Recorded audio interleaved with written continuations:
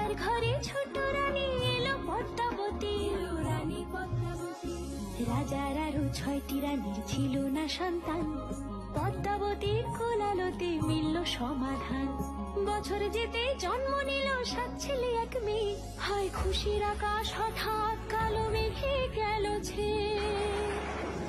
হিংসেতে যায় জ্বলে পুড়ে বাকি 6টি রানী, যুক্তি করে ঘটায় ওরা 7 কুমারের হানি। সুযোগ মতো 7 ছেলেকে মাটিতে দেয় পুঁতে, বাঁচে একা পারুল, ওরা পায় না তাকে ছুতে।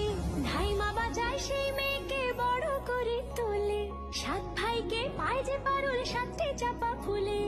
এত কিছুর পরেও রাজার বিপদ যে কাটে না, সূর্য নগরে সুখের সূর্য আর ওঠে না। হিংসা বিবাদ বিচ্ছেদ আর প্রেমের কাহিনীতে পারুল বোন কি পারবে 7 ভাই চম্পাকে জাগাতে।